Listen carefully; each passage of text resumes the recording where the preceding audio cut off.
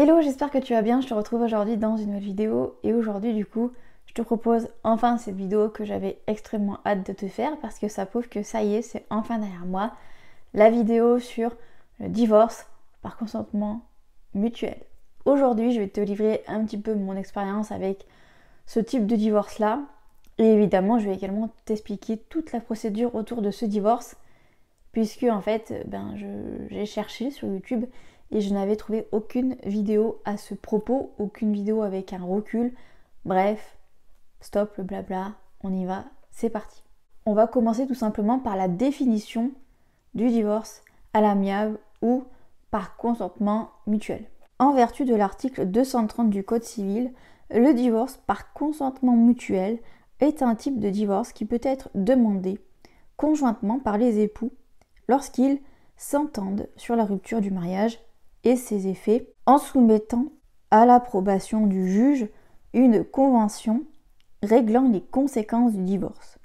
Le divorce à l'amiable est donc une procédure rapide, simple et économique. Par conséquent, pour engager une procédure de divorce par consentement mutuel, vous devez être d'accord sur tous les points de votre divorce. Le moindre désaccord ne permet plus d'envisager une procédure de divorce à l'amiable. Il faudra alors débuter une procédure contentieuse. En faisant mes recherches pour cette vidéo, j'ai été littéralement choquée, oui, choquée rien que ça, de voir le nombre de divorces. Parce que en faisant mes recherches, je me suis rendu compte que environ, c'est un chiffre, mais environ 46% des mariages aboutissent à un divorce. C'est énorme. Alors vraiment là, je suis littéralement tombée de ma chaise. Et je voulais également te parler des vainqueurs du divorce, à savoir les 3 pays où il y a le plus de divorces. Il y a d'abord le Danemark, la Lettonie et la Lituanie. Que pour ces 3 pays-là, ça équivaut environ à 3 divorces pour 1000 habitants. C'est quand même pas mal, hein, on est bien. Et également, ils ont estimé la durée d'un mariage. Là, je parle pour la France en tout cas. La durée moyenne d'un mariage dure environ 5 ans et demi. Pour moi, je suis bien en dessous de cette règle-là parce que j'ai été mariée que 2 ans. Ensuite, du coup, je voulais te parler un petit peu du coût de cette procédure parce qu'évidemment, on parle d'abord de pépettes, de monnaie, de moula. Donc, le divorce par consentement mutuel à l'amiable, alors encore une fois, ça dépend de pas mal de paramètres. Mais par exemple, si tu as des biens immobiliers, ça va forcément coûter plus cher, bref. Dans notre cas, ça a coûté environ 2000 €, sachant que nous, en fait, en commun, on n'avait que les enfants. Voilà. Si tu passes devant juge, il faut compter environ 2 fois plus. Donc à savoir au minimum environ 4000 €. Encore une fois, ça dépend. Mais on va dire que en général, la fourchette, c'est entre 2000 et 8000 € devant juge. Encore une fois, ça dépend. Mais voilà, comme je te dis, nous, c'était hyper simple, hyper basique. Il y en a eu pour 2000 € de procédure en tout. Et du coup, devant juge, normalement, ça coûte du coup 2 fois plus cher que le divorce à l'amiable. Quand j'avais regardé sur internet, ils disaient à partir de 2000 €, mais très clairement, quand je me suis renseignée un peu autour de moi, c'est clairement pas 2000 €, il faut au moins compter 4000 €. Et même, en général, c'est plutôt 6000 d'ailleurs. Je voulais te parler parce que ça, c'est un peu un nouveau type de divorce également. Donc, tu as le divorce classique, on va dire, devant juge. Tu as le divorce par consentement mutuel ou à l'amiable devant avocat. On dit souvent devant notaire d'ailleurs, mais bon, c'est pas totalement la vérité. Et il y a également maintenant les divorces par internet, ce qu'on appelle par internet. Je voulais un petit peu t'en parler parce que, encore une fois, j'ai des amis qui ont eu affaire à ce type de divorce-là. Donc je peux un petit peu t'en parler parce que j'en ai entendu vraiment parler de la part des personnes concernées. Donc je peux t'en parler un petit peu. Quand tu tapes juste divorce à l'amiable ou divorce par consentement mutuel, il faut savoir qu'évidemment c'est la même chose, mais très souvent pour les termes juridiques c'est divorce par consentement mutuel, voilà. Donc quand tu tapes ça sur internet, tout de suite, mais alors tout de suite, dès les premières recherches, tu tombes sur des sites comme Oui Divorce, Divorce Express, enfin bref, que des noms un peu comme ça. Et quand tu vois le prix de ces procédures, à partir de 200 €, enfin bon bref, ça donne clairement envie, parce que quand on voit que un divorce à l'amiable, il faut rajouter un 0, donc forcément ça donne envie d'avoir accès à cette procédure. Alors du coup, comme je t'ai dit, j'ai déjà entendu des témoignages du coup dans mon entourage proche Donc du coup, je vais pouvoir un petit peu t'en parler. Je ne me souviens plus par quel organisme ils sont passés, mais c'était clairement par des organismes comme ça, donc Oui Divorce, Divorce Express, bref. Déjà, si tu optes pour ce genre de divorce-là, évidemment, ça peut pas se faire si tu es complètement en désaccord avec ton conjoint ou ta conjointe. C'est impossible. Ça ne peut se faire que par consentement mutuel. Donc ça veut dire que logiquement, il y a un minimum, on va dire, d'entente. Si jamais tu as des biens immobiliers, par exemple, et vous voulez avoir accès à ce genre de divorce-là, donc par Internet, premier conseil que je te donne, c'est d'abord de vendre le bien avant de entamer les démarches pour un divorce. Ça simplifiera largement la procédure, ça évitera de rajouter des coûts à la procédure. Donc déjà, ça, c'est mon premier conseil. En général, suivant où tu habites, c'est pas à côté, c'est-à-dire que là, moi, par exemple, j'ai trouvé un avocat dans la ville la plus proche de chez moi. Mais là, dans ce type de procédure-là, donc par Internet, il faut se rendre dans une grosse ville, comme Lyon, Marseille, bref. Donc il faut faire des kilomètres, mais la procédure est, j'ai envie de te dire, il n'y a pas plus rapide que de passer par ce genre de plateforme. Clairement. Tu vas avoir affaire évidemment à des avocats, il y a forcément un notaire du coup qui va statuer sur votre divorce à la fin, mais c'est toi qui vas faire le plus gros du taf. Parce que forcément, on diminue quand même vachement les coûts, donc voilà. L'avocat va être juste là en fait pour t'expliquer un petit peu les termes juridiques et tout ça. Il va pas y avoir un accompagnement comme il y a par exemple dans le divorce à l'amiable, on va dire classique, on va dire. C'est-à-dire que là où tu vois ton avocat plusieurs fois. Là, quand tu passes par ce genre de plateforme-là, c'est clairement pas du tout le cas. L'avocat, tu dois le voir peut-être 2 fois gros maximum et c'est surtout de la visio. Et tu le vois vraiment en fait le jour de la signature de la convention, donc le jour dernier, voilà, à la finalité quoi. Tu vas faire le plus gros du travail par rapport à la convention, tout ça, c'est vraiment toi qui vas taffer quoi. L'avocat il est juste là pour dire ça c'est bon, ça c'est bon, ça c'est pas bon. Voilà. Donc il faut quand même être ok avec tout ça, il faut quand même le savoir. Donc si toi c'est ok avec tout ça, si t'as pas beaucoup de moyens, et si avec votre conjoint ou ta conjointe vous êtes ok avec tout ça, et bah franchement, moi je dis qu'une chose, foncez pour ce genre de procédure-là. Parce que c'est un gain de temps, un gain d'énergie d'un côté, et surtout ça va pas te coûter une couille. Voilà. Ensuite du coup, on va parler de l'aide juridictionnelle du coup, parce que du coup, comme je t'ai dit, j'ai eu accès à l'aide juridictionnelle parce que je n'avais clairement aucune ressource au moment où je me suis séparée. Donc moi j'y avais clairement droit. Alors, il faut savoir qu'il y a un certain montant en termes de salaire pour pouvoir toucher, avoir l'aide juridictionnelle. En général, on dit qu'il ne faut pas dépasser un SMIC.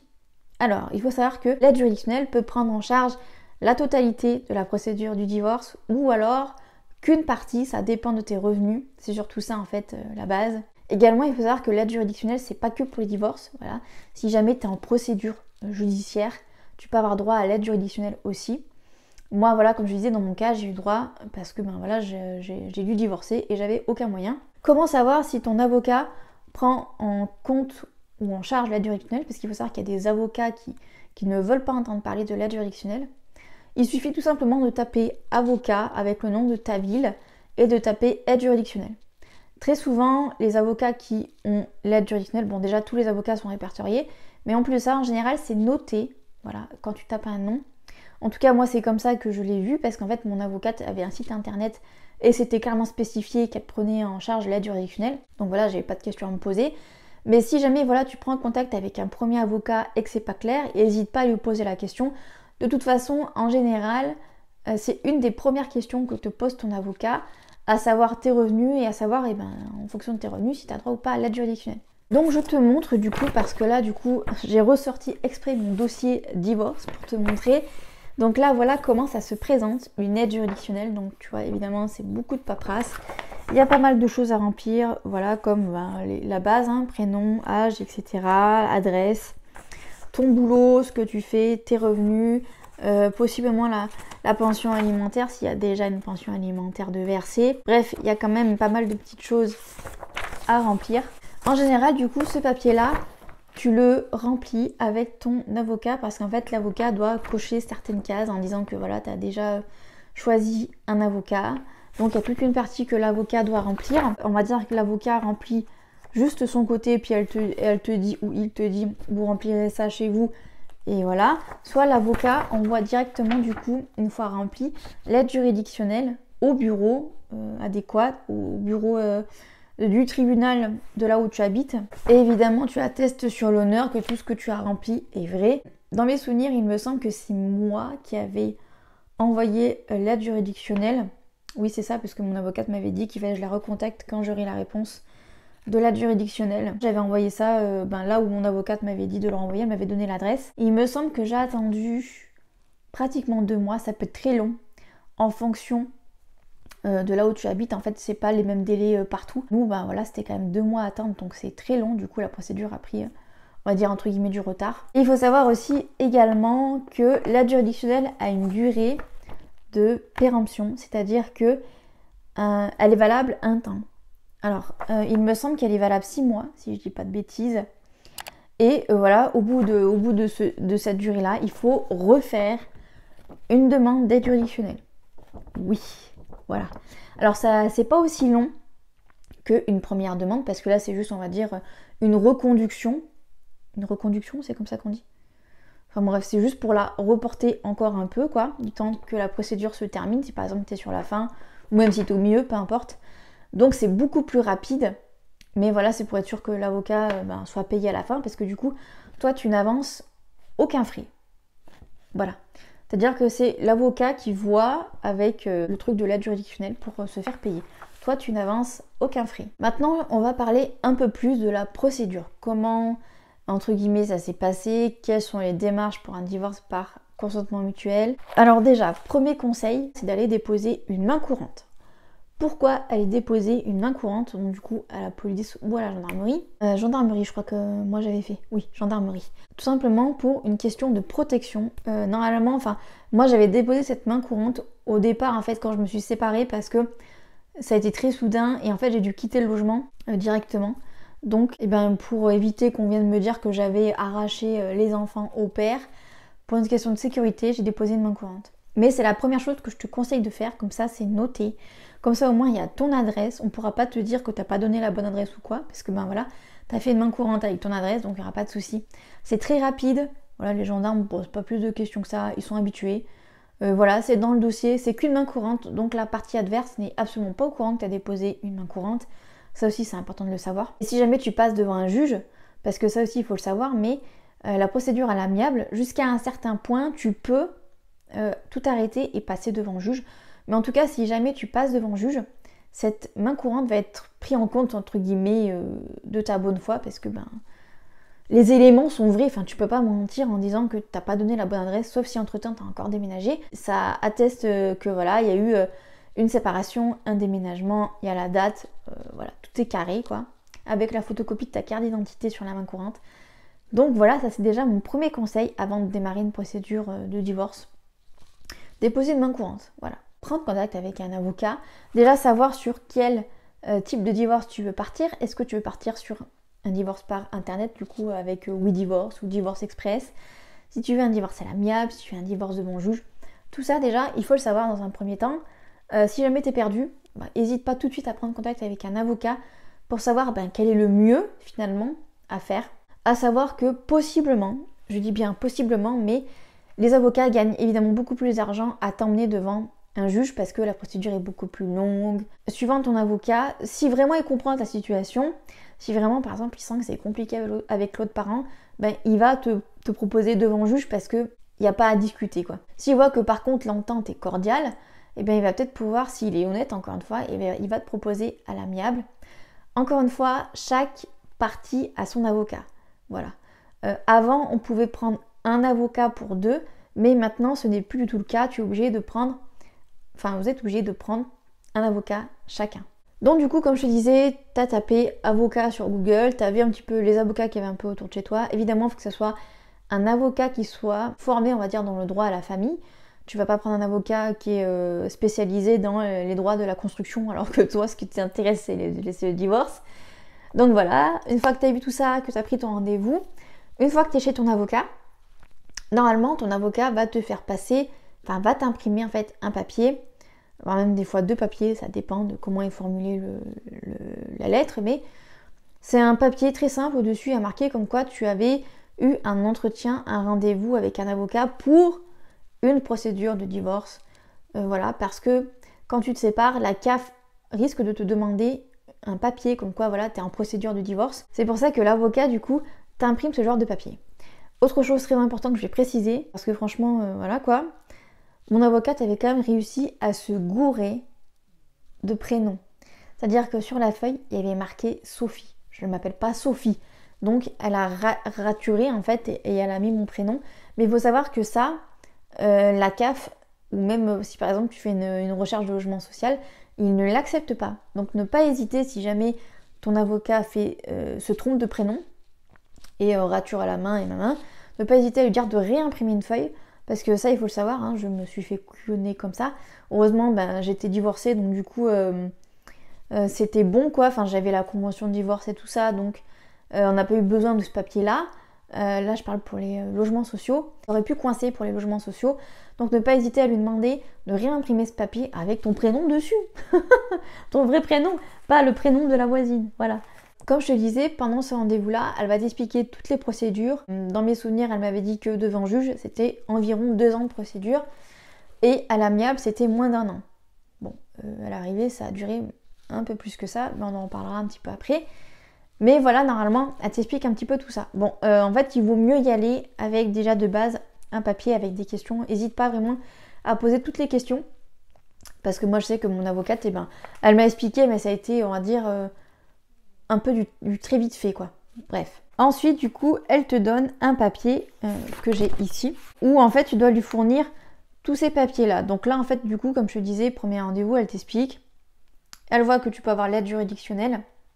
Elle te fait remplir le papier, elle te dit de l'envoyer et elle te dit que du coup on se recontacte une fois que j'aurai la réponse de l'aide juridictionnelle.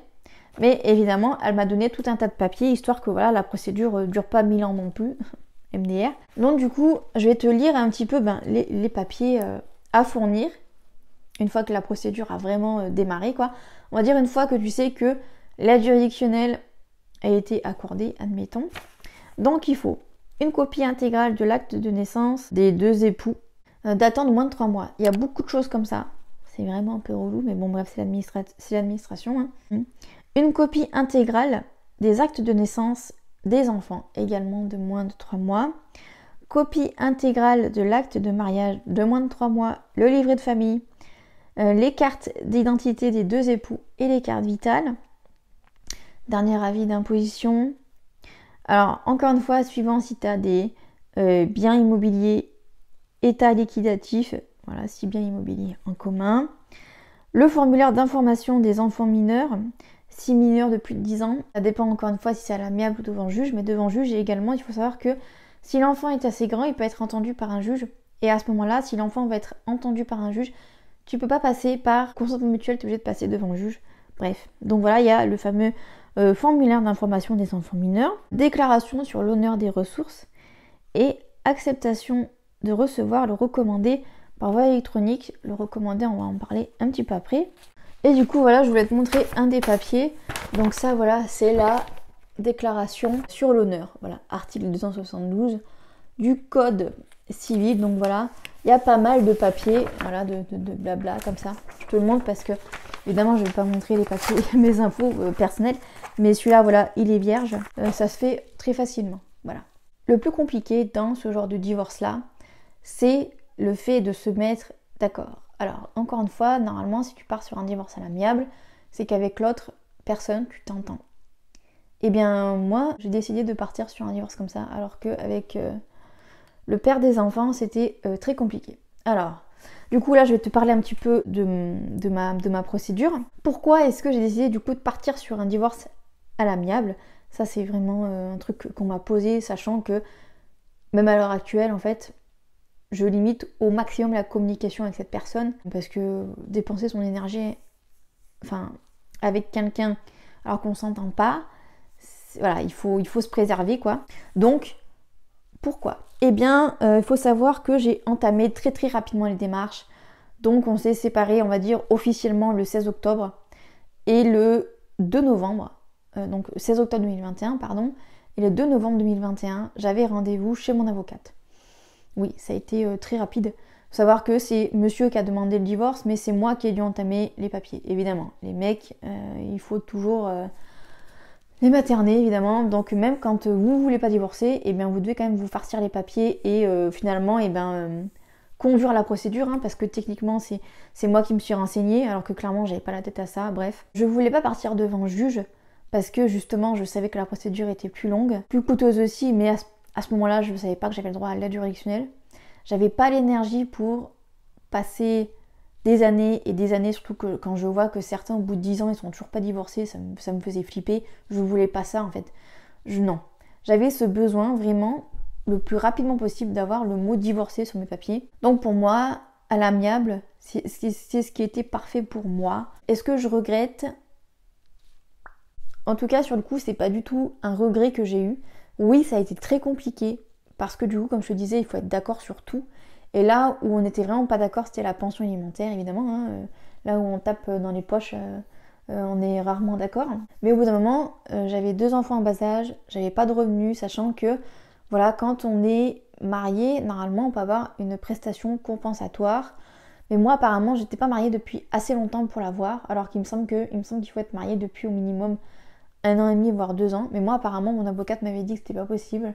Donc, je pouvais pas demander une prestation compensatoire, en fait, parce que mon niveau de vie a littéralement changé. Enfin, c'est même plus changé à ce point-là, c'est pété la gueule, littéralement. Donc, je suis passée de mon ex-mari qui travaillait, qui avait un bon salaire, à 0 revenu. Donc, voilà, j'aurais pu... si on était mariés depuis un peu plus longtemps, j'aurais pu demander une prestation compensatoire. Et clairement, je l'aurais demandé. Mais apparemment, j'y ai pas droit. Bref. Donc comme je te disais, le plus compliqué pour moi, ça a été de me faire entendre sur la pension alimentaire. On a tellement mis du temps à se mettre d'accord, parce que je crois qu'on a mis au moins 6 mois à se mettre d'accord sur la pension alimentaire. Oui, c'est très long, vraiment. Normalement, les avocats dans ce type de procédure-là font les arbitres. C'est-à-dire que pour la pension alimentaire, ils mettent en place une grille. Il y a une grille en fait pour la pension alimentaire, pour ton salaire, et des primes potentiellement que la personne va toucher, enfin bon, bref, il y a tout un tas de trucs. Sauf que voilà, en fait, on n'était jamais d'accord. Les avocats, du coup, faisaient l'arbitre parce que c'est leur rôle un peu d'encadrer. Eux, ils disent pas, on est d'accord, ils disent juste que vous pouvez demander plus, vous pouvez demander... l'autre peut demander moins, bref. Et après, le reste, c'est à nous de dire, voilà, ce qu'on veut, quoi. Et du coup, comme je le disais, au bout d'un moment, on n'arrivait tellement pas à se mettre d'accord que j'ai revu mon avocate, qu'en fait, elle a envoyé par lettre recommandée à la partie adverse un montant de pension alimentaire hyper élevé en fait, pour que lui accepte enfin de monter la pension alimentaire à une pension alimentaire décente en fait. Parce que voilà, la pension alimentaire, elle est censée m'aider à subvenir aux besoins de mes enfants. Et clairement, vu ce qu'il me donnait, à l'époque, c'était pas suffisant. Même à l'heure actuelle, on va pas se leurrer, c'est pas suffisant, vu l'inflation et tout. Donc voilà, le fait de lui avoir mis un petit coup de pression, ça a marché en fait pour que je puisse avoir une pension alimentaire, on va dire, décente. Moi, j'ai cette chance-là d'avoir, en tout cas encore à l'heure actuelle, d'avoir une pension alimentaire tous les mois. Et donc du coup, comme je te disais, ça a été le plus long, ça a été de se mettre d'accord sur la pension alimentaire. Et en plus de faire noter sur la convention qu'il devait participer à hauteur de moitié des frais exceptionnels. Donc les frais exceptionnels, c'est quoi? C'est les frais médicaux. Donc par exemple, je sais pas, mais admettons demain mon fils se fait opérer de la jambe par exemple, et il y a des frais d'honoraires en plus qui sont pas pris en charge. Eh bien, il est censé participer à hauteur de moitié. Bon, autant te dire que les parents ont des droits et des devoirs, mais malheureusement, son devoir, son obligation, c'est de payer une pension alimentaire, on va dire officielle, mais les à côté, comme par exemple participer aux frais exceptionnels, donner la moitié des frais scolaires, ce qui est techniquement normal, hein, parce qu'on fait des enfants, c'est aussi pour les éduquer, donc c'est normal qu'ils participent à hauteur de moitié aux frais scolaires, voilà, parce que ça fait partie de l'éducation. Mais il faut savoir que même si c'est noté dans la convention, il n'a aucune obligation de me donner cette moitié. C'est-à-dire qu'il y a une pension alimentaire officielle, à savoir que maintenant, en plus de ça, tu peux demander l'ASF. Donc l'ASF, en fait, c'est la CAF qui donne un surplus en fonction de la pension alimentaire que tu perçois pour ton ou tes enfants. Voilà. À savoir que moi, voilà, pour la CAF, le père de mes enfants ne me donne pas assez, donc je pourrais demander l'ASF, chose que je ne fais pas, parce que je vois qu'il y a beaucoup trop de problèmes et qu'après il y a certaines autres aides qui baissent, parce que la CAF donne tant d'ASF, donc c'est pour ça que pour l'instant, je ne demande pas à toucher l'ASF, bref. Et après, il est censé du coup participer à hauteur de moitié aux frais exceptionnels, à hauteur de moitié aux frais scolaires, Et le pire dans tout ça, c'est que sur la convention de divorce, ma fille n'est pas stipulée pour la moitié de ces frais-là, donc pour les frais exceptionnels et les frais scolaires, donc il a encore moins d'obligations pour elle de ce côté-là. Mais du coup, si demain il décide de ne plus payer la moitié de l'école de mon fils, eh bien en fait on va pas le poursuivre pour ça. Pourtant il l'a quand même signé et il a été d'accord avec ça, entre guillemets, parce qu'il a signé, mais on va pas lui courir après pour ça. La seule chose pour laquelle on risque de lui courir après, c'est si jamais demain il me verse plus la pension alimentaire, ou là voilà, c'est illégal, hein, entre guillemets. Pareil, voilà, la garde, il faut se mettre d'accord sur la garde, sur le partage de la garde. Donc également, pareil, pour ça, il n'y a pas eu de problème parce qu'on ne s'est absolument pas disputé ni rien. Il y a eu pratiquement zéro discussion à ce propos parce que voilà, on a une certaine distance géographique, donc c'était clair, net et précis que il allait les avoir qu'un week-end sur 2 et la moitié des vacances scolaires. Donc du coup voilà, donc comme je l'expliquais, du coup on a commencé la procédure au début novembre. La procédure s'est totalement terminée le 7 avril 2023, date où on a été officiellement divorcés. Alors, qu'est-ce qui s'est passé pendant tout ce temps-là? Donc comme je vous disais, déjà on a mis beaucoup de temps à se mettre d'accord sur la pension alimentaire. Après pour le reste, voilà, en fait il fallait juste la rédiger, donc ça c'était un boulot d'avocat. Et du coup on a signé la première convention du divorce au mois de novembre 2022, donc un an après. Et au mois de décembre, il y a eu une douche froide puisqu'en fait, le notaire a refusé la convention de divorce parce qu'en fait, les avocats en fait avaient fait une erreur de débutant littéralement parce que nos enfants ont 3 prénoms, donc ils ont un prénom officiel et puis 2 prénoms, voilà, pour une question de papier quoi. Et en fait, les avocats n'avaient pas mis les 2e et 3e prénoms de nos enfants sur la convention de divorce. Et quand j'ai vu ça, mais j'étais mais verte, je me suis dit mais c'est pas possible quoi. De toute façon, le pire truc que tu peux vouloir à un pire ennemi, c'est qu'il ait affaire à un avocat, parce que franchement, j'ai jamais vu ça. C'est une catastrophe. Il faut les relancer 150 000 fois pour avoir un papier. Il faut sans cesse leur demander où en est la procédure, parce que vous n'avez pas de nouvelles. Ils sont hyper compliqués à avoir au téléphone. Le mieux, c'est de les avoir par mail. Enfin bref, c'est une catastrophe. Les avocats, je ne sais pas ce qui se passe, mais c'est une catastrophe. Vraiment. Et c'est pas juste moi qui ai eu un problème avec mon avocat, ni monsieur qui a eu un problème avec son avocat. J'ai l'impression que c'est général. J'en ai parlé autour de moi et tout le monde me disait, mais en fait, il faut jamais avoir affaire à un avocat. C'est horrible. Voilà, c'est horrible. Parce qu'il faut sans cesse leur courir après. C'est terrible. Là, c'est pour te dire, on est au mois de juillet 2023 et je n'ai toujours pas la 2e convention de divorce. Et c'est du coup mon ex-mari qui va me l'envoyer en fait par scan, normalement, s'il y pense enfin. Mais du coup, voilà, pour te réexpliquer, du coup, on a signé au mois de novembre, au mois de décembre, on s'est rendu compte que du coup, il y avait une erreur et du coup, il fallait recommencer, donc à savoir de nouveau avoir ce fameux délai de 15 jours, parce que oui, une fois que tu as donné tous les papiers, que la convention de divorce est rédigée, il y a un délai de 15 jours une fois que tu as signé la convention électroniquement parlant. Nous, on a fait ça par voie électronique, c'est plus rapide, même si après, on s'est encore vu pour signer physiquement la convention. C'est pour gagner du temps, en fait. Une fois que ce délai de 15 jours-là est respecté, eh bien, du coup, on a pu re-signer une convention. Donc, on s'est revu fin janvier. La convention a été, du coup, déposée chez le notaire sous un délai de 7 jours. Et du coup, on a été officiellement divorcés le 7 avril. Je t'avoue que je sais pas trop ce qui s'est passé entre, on va dire, début février et début avril, mais il s'est passé quand même un certain nombre de mois avant que enfin le notaire dise que ça y est, on est divorcés. Donc voilà, ça a été long, donc ça a pris quand même 1 an et demi, voilà.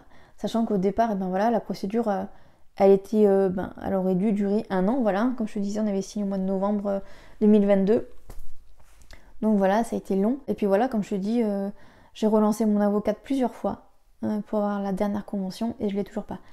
Bref, voilà par rapport à, on va dire, à mon expérience. Les avocats, du coup, vont remplir la convention du divorce en te disant bien ce que tu veux qu'il soit stipulé sur la convention, à savoir est-ce que tu veux garder le nom marital ou pas, le montant de la pension alimentaire, le type de garde, s'il y a une prestation compensatoire, Tu lui as fourni tous les papiers demandés, donc que je te disais juste avant. Il faut savoir que c'est à ce moment-là précisément que tu ne peux plus faire machine arrière, à savoir demander de passer finalement devant juge et changer toute la procédure.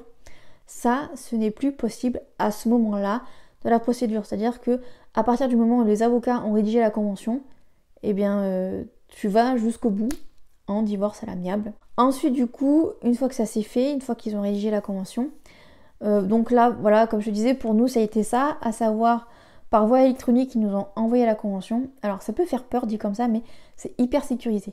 Il faut que, en fait, on t'envoie un lien, et ce lien-là est sécurisé, on te demande ta carte d'identité, enfin bref, et puis avec ton visage à côté de la carte d'identité, c'est vraiment... on peut pas usurper ton identité comme ça. Tu signes du coup cette convention électroniquement parlant. Admettons que tout est ok, tu signes, voilà. Et là, du coup, et la partie adverse aussi signe. Et là, du coup, il y a un délai de 15 jours où voilà, pendant 15 jours, on attend, hein, littéralement. Et une fois que ce délai-là est respecté, tu revois ton avocate, l'avocate de la partie adverse, la personne avec qui, on va dire, t'es en divorce. Et vous signez, on va dire, textuellement, en format papier, quoi. Là, t'as vraiment sous les yeux la convention, quoi. Et tu la signes. Voilà. Et une fois que ça s'est fait, ton avocate t'explique et elle te dit qu'elle va déposer sous 7 jours la convention chez le notaire. Voilà. Et à partir de ce moment-là, en fait, t'attends. Voilà. Tu peux attendre plusieurs semaines, tu peux attendre plusieurs mois. Voilà. Si c'est pas ok, comme moi ça a été le cas la première fois, tu vas recevoir un coup de fil de ton avocat qui va te dire la convention n'est pas passée parce que on a oublié ça, ou parce que le délai des 15 jours par exemple n'a pas été respecté, enfin bref, ce genre de truc là. Et il faut savoir aussi que le fait de déposer la convention chez le notaire, ça te coûte, là c'est vraiment de ta poche, hein, même si tu as l'aide juridictionnelle, ça va te coûter environ 50 €. Voilà. Pour faire la dépose chez le notaire. Alors c'est en tout, hein. C'est-à-dire que tu peux faire moitié-moitié avec l'autre personne, hein, parce que vous êtes deux, hein, sur la convention. Donc voilà, 50 €. En tout cas, moi, ma procédure m'a coûté du coup 50 €. Hein. Et si jamais la convention est rejetée, voilà, comme moi ça a été le cas la première fois, on te rembourse voilà, les 50 €. Voilà. Admettons que la convention est ok, qu'il n'y a rien à redire là-dessus, tu reçois tout simplement une attestation. Alors je peux pas te la montrer évidemment la mienne, mais c'est juste une feuille en fait que tu reçois chez toi par la poste. Alors il n'y a même pas d'accusé de réception ni rien, c'est quand même un peu limite je trouve, parce que c'est quand même un papier important. Si tu le perds, bon le notaire a une copie évidemment, donc si tu le perds tu peux lui en demander une copie. Mais tu reçois du coup chez toi par la poste l'attestation, comme quoi à partir le jour en fait du dépôt de la convention, le jour en fait où ton avocat pose la convention, et que voilà le notaire l'a validé, et bien à partir de ce jour-là, tu es officiellement divorcé, c'est inscrit. Et si ton avocat fait bien le job, elle transmet les infos, voilà, au fait que tu es, ça y est, officiellement divorcé.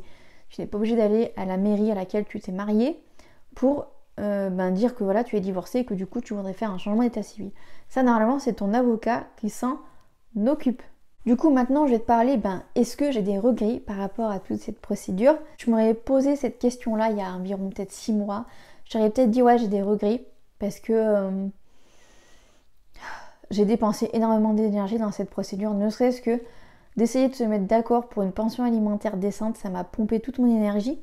Mais d'un côté, je le regrette pas, parce que la procédure devant juge, c'est tellement long. Peut-être que j'aurais pu gagner plus de pension alimentaire en passant devant juge, parce que ça c'est ce qu'on m'a dit. Mais clairement, devant juge, il y a tellement de choses. Hein. Tu peux faire appel, la procédure peut être reportée. Clairement, de me dire qu'aussi bien là, je serais encore dans les papiers pour ma procédure de divorce, non, c'est bon quoi. Moi, je voulais juste être divorcée le plus rapidement possible.